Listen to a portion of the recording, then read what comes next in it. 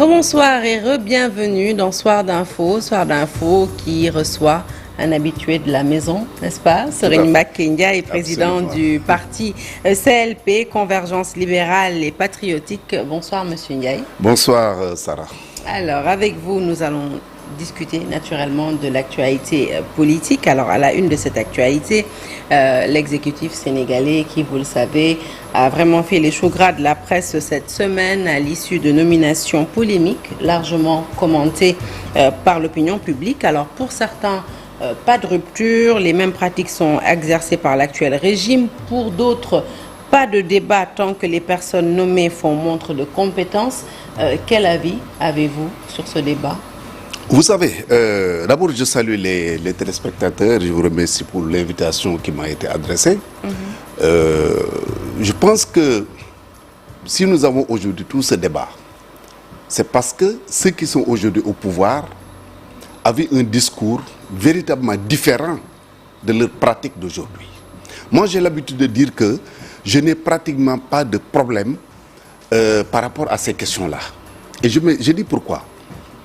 J'ai vécu la période de Léopold Sédar Senghor, qui avait dans son gouvernement un certain Adrien Senghor, son neveu, tout puissant ministre des Travaux publics.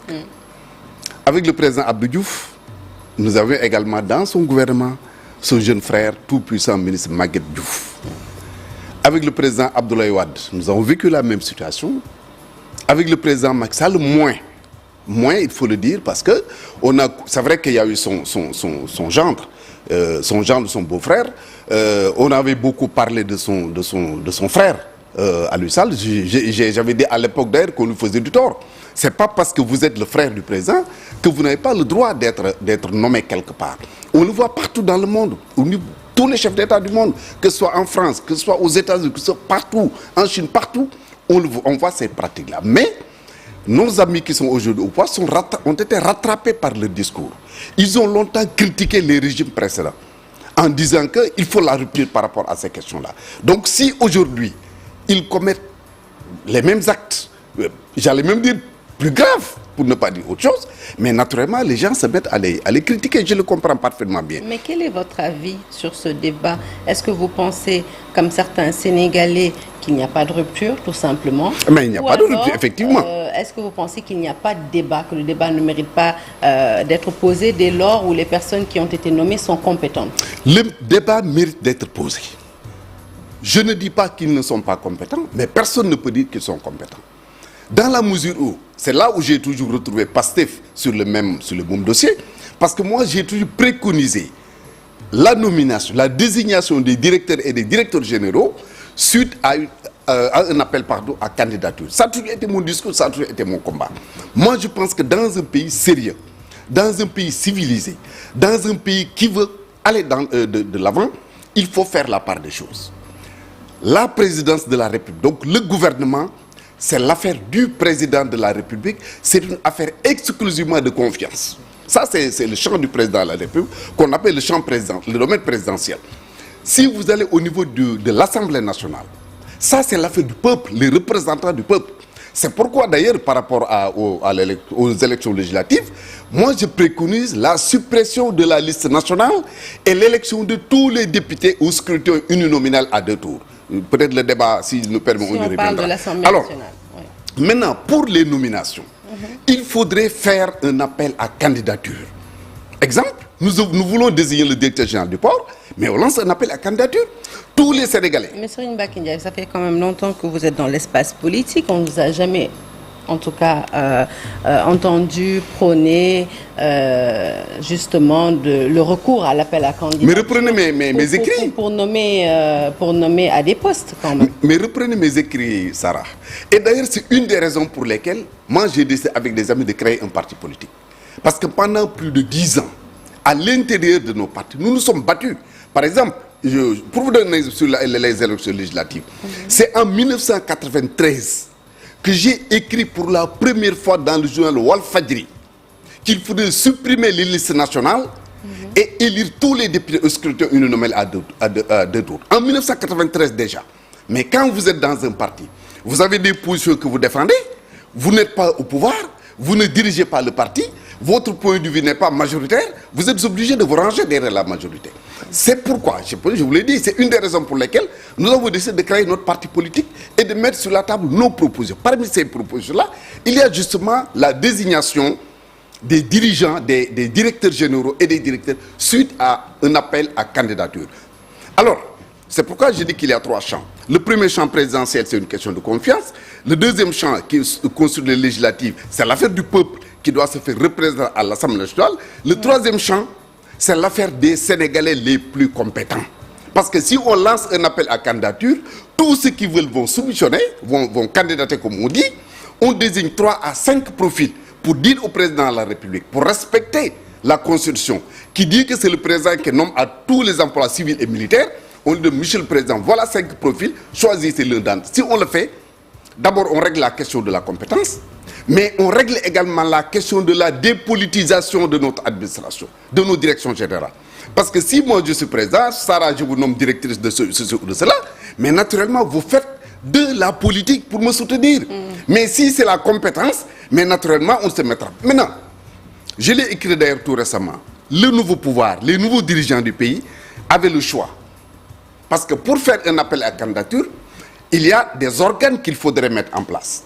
Parce qu'aujourd'hui, si on disait appel à candidature, où est-ce qu'on va déposer les candidatures? Oui, on ne l'a pas créé. C'est tout un mécanisme à mettre en place. Voilà, il fallait. Il y avait des urgences aussi. Les besoins étaient pressants. Ça, il faut oui, mais ça n'a reconnaître. rien à voir. Ça n'a rien à voir. Parce que moi, je suis de ceux qui pensent que la plupart des cadres sénégalais qui dirigent qui sont à la tête de ces directions-là, que ce soit direction nationale ou direction générale, c'est comme les gouverneurs, les préfets, les policiers, les gendarmes, les militaires, ils n'appartiennent à aucun parti politique.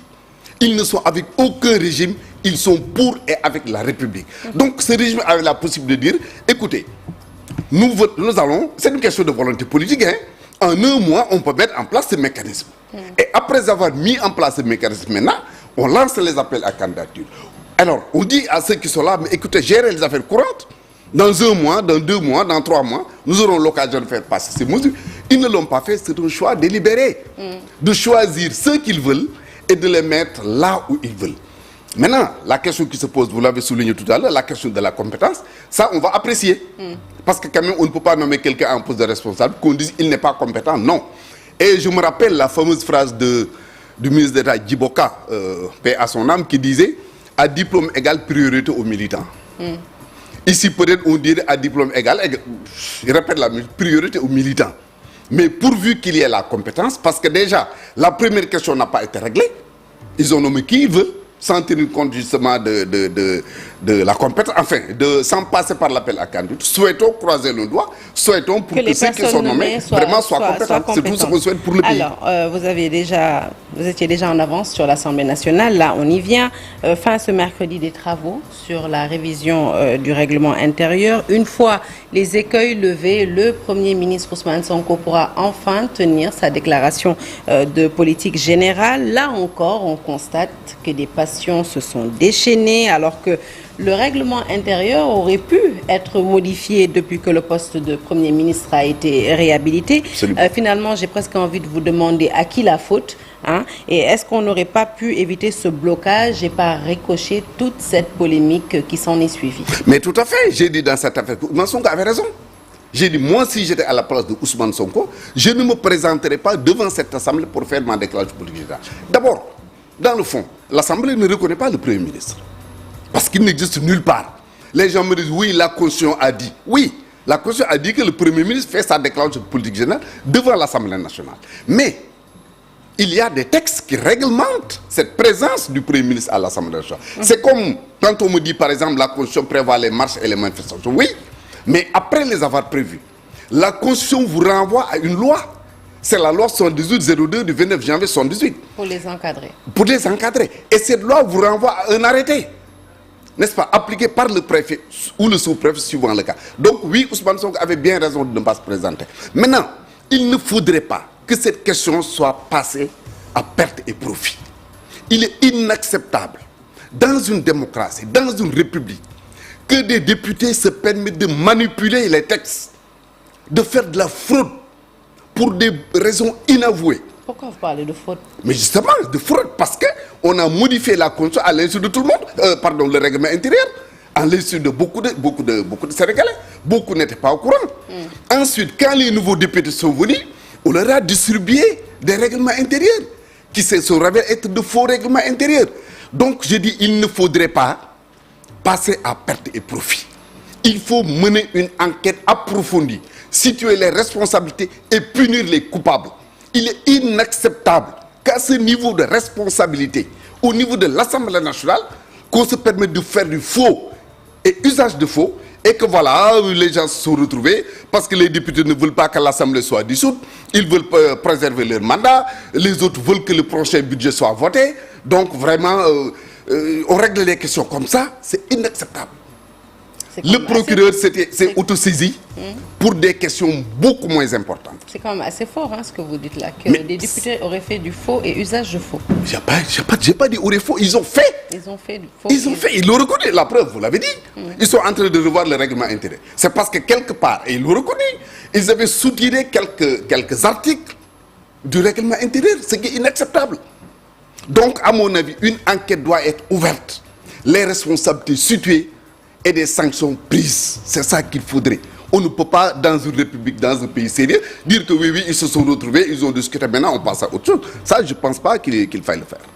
Alors, 100 jours de présidence de Bassirou Diomaye Faye, votre avis sur son bilan d'étape? Je leur reproche une seule chose. Ils n'ont pas été élus pour continuer à occuper la rue et le micro. Mais là, on parle du président Bassirou Diomaye Je Faye. parle justement, je parle de ça. Pas d'Ousmane Sonko.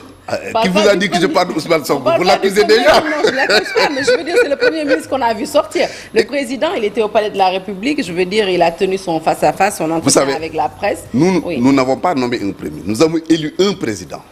Tout ce qui se passe dans ce pays-là a un seul responsable, c'est le président de la République. Donc j'ai dit, nous ne les avons pas élus.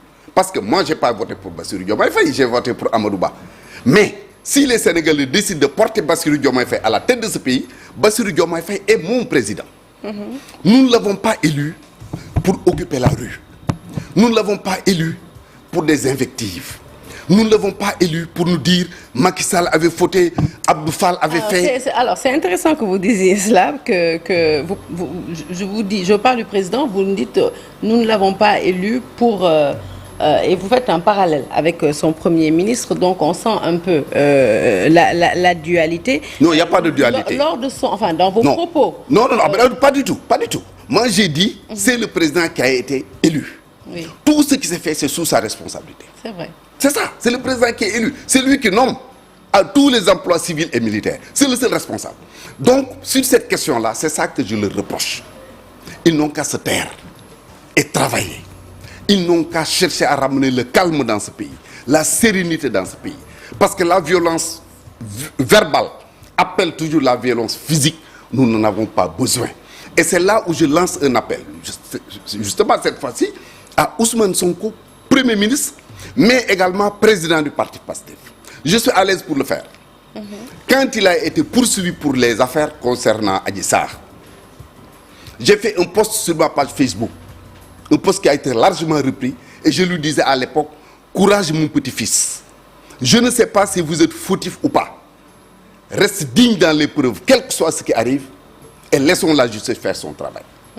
Et certains dans son entourage savent que durant ces moments difficiles, jusqu'à son avènement, jusqu'à l'avènement de Bassirou Diomaye Faye, j'ai toujours travaillé pour qu'il ait la paix et la sérénité. Sarah, depuis 2004, jusqu'au moment où nous parlons, je suis impliqué dans toutes les recherches de solutions quand il y a des crises. Donc je suis à l'aise pour en parler. Maintenant sur le bilan, l'autre bilan de Bassirou Diomaye Faye, en dehors de ce que je viens de dire, ce que je le reproche, je marque une satisfaction certaine. Non, attendez. Avant d'arriver à ce bilan-là, j'aimerais qu'on s'exprime un peu sur le face-à-face qu'il a eu avec la presse. Qui ça, Bassirou Diomaye? Oui. Lorsque justement on lui a posé des questions sur cette supposée dualité au sommet, et où il a argué qu'il n'y aura jamais d'incompréhension entre lui et son Premier ministre. Comment avez-vous déjà apprécié cette sortie sur cette question, et est-ce que vous pensez que ce débat devrait être entretenu? Lequel? sur cette supposée dualité au sommet? Alors, moi, je ne peux pas dire, et je ne dirai jamais, qu'il n'y aura jamais de divergence entre eux. L'histoire sert à quelque chose. L'histoire nous a montré le contraire. Je ne le souhaite pas pour la stabilité du pays. Je souhaite qu'ils continuent à s'entendre et à bien gérer ce pays-là. C'est ça l'intérêt du Sénégal. Mais l'histoire nous a appris autre chose. Allez là en Mauritanie. Celui qui est au pouvoir aujourd'hui, Ghazouani, il a été installé par Abdou Aziz. Abdou Aziz est aujourd'hui en prison. Nous avons vécu au Sénégal. C'est le président Lamine Gueye qui a amené le président Senghor au Sénégal. Il l'a mis dans son parti politique, la SFIO. Finalement, ils se sont quittés. Lamine Gueye est resté avec la SFIO. Senghor a créé le BDS. On a vu ce qui s'est passé par la suite. Entre le président Mamadou Dia et le président Senghor. Le président Mamadou Dia était président du Conseil, donc premier ministre du président Senghor. Nous avons vu ce qui s'est passé. Mais le cas le plus patent, le plus sérieux, le plus sensible, c'est entre le président Wade et Idrissa Seck. Idrissa Seck, tout le monde sait que c'était le fils du président Abdoulaye Wade.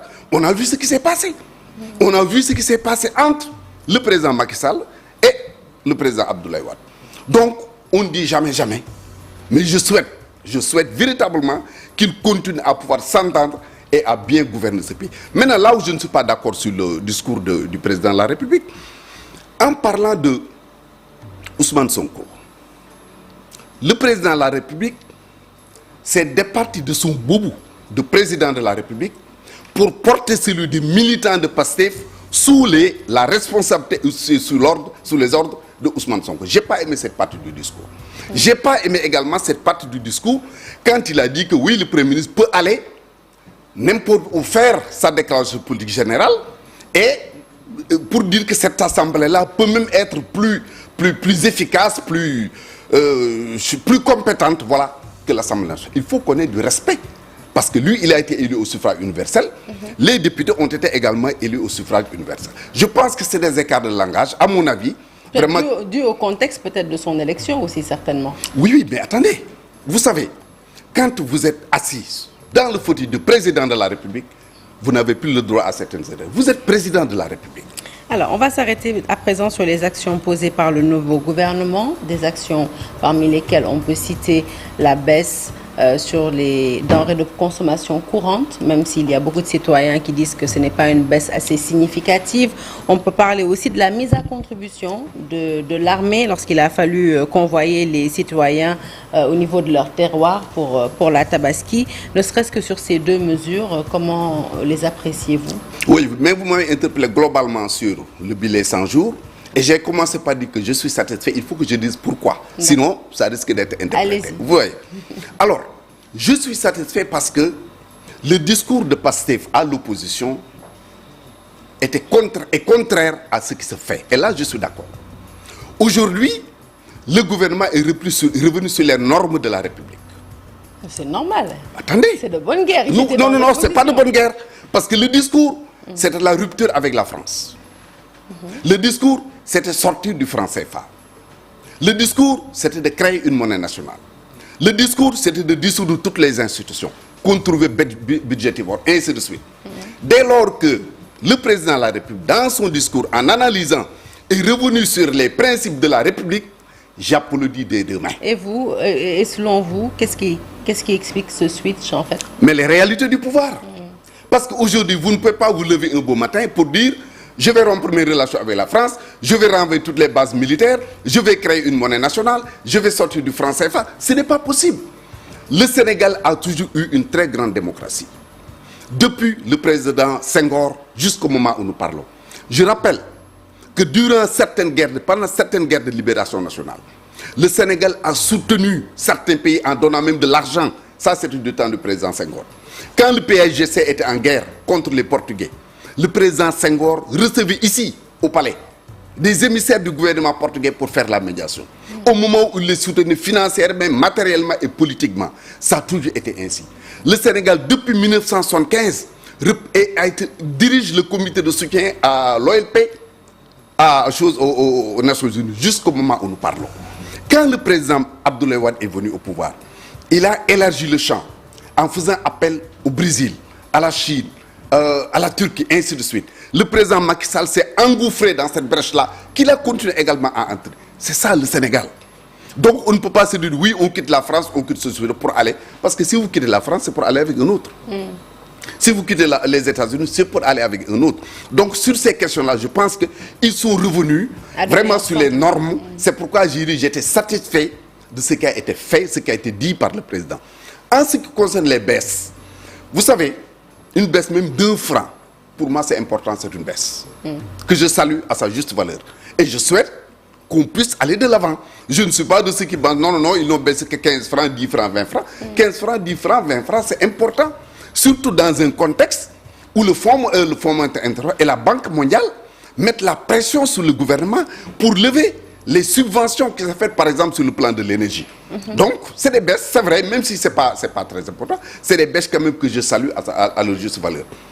Là où j'attends ce gouvernement-là, sur ces questions que nous avons évoquées, et j'en profite d'ailleurs pour saluer une partie du fond du discours de Guy Marius Sagna que j'ai suivi tout à l'heure au Parlement de la CEDEAO. Moi, je suis un panafricaniste né. J'ai toujours soutenu Kwame Nkrumah, Mohamed El Khadafi, Abdoulaye Wade et j'en passe. Parce que c'est des combattants qui se sont toujours battus pour l'unité de l'Afrique. Aujourd'hui, on parle des États-Unis d'Afrique. Lui, Guy Marius Sagna, a parlé des États-Unis d'Afrique. Je sais que pour être réaliste, on ne peut pas aujourd'hui faire les États-Unis d'Afrique. Mais dans les documents que j'ai publiés depuis des années, j'ai parlé d'une unité au niveau de 6 pays. Le Sénégal, la Gambie, la Guinée, la Guinée-Bissau, le Mali et la Mauritanie. Ces pays regorgent de ressources extrêmement importantes. L'or, le fer, le diamant, le bauxite, l'eau, l'élevage, l'agriculture, le gaz, le pétrole, ainsi de suite. Donc si nous réussissons à fédérer nos forces, ces pays seront une très grande puissance sur le plan économique. Là, vraiment, c'est un appel que je lance justement à ce gouvernement pour ouvrir ce chantier. Ce n'est pas pour le régler définitivement. Et l'autre question sur laquelle j'insiste tous les jours, c'est la question des nationalités, Sarah. Alors, s'il te plaît, une seconde. On a presque bouclé. D'accord. Mais je vous laisse terminer quand même. Alors, je veux dire, sur la question des nationalités, il est inacceptable qu'un Guinéen, un Malien, dont les parents, les grands-parents sont installés au Sénégal depuis les années 50 ou 60, ne puissent pas obtenir la nationalité sénégalaise. Alors que si vous, Sarah, vous allez en France, ou moi, je vais en France, aux États-Unis, si j'ai un enfant, on me dit que l'enfant est sénégalais, il est français, il a la nationalité française, droit de sol, ou la nationalité américaine. Il faudrait également que ce pouvoir règle définitivement cette question-là pour que les Guinéens, les Maliens, les Mauritaniens qui sont au Sénégal et dont les parents sont nés au Sénégal puissent avoir la nationalité sénégalaise comme nous. Merci beaucoup. On aurait aimé aborder d'autres choses, mais malheureusement, on a été rattrapé par le temps. Serine Mbacké Ndiaye, président du parti Convergence libérale et patriotique. Et je dirige l'Alliance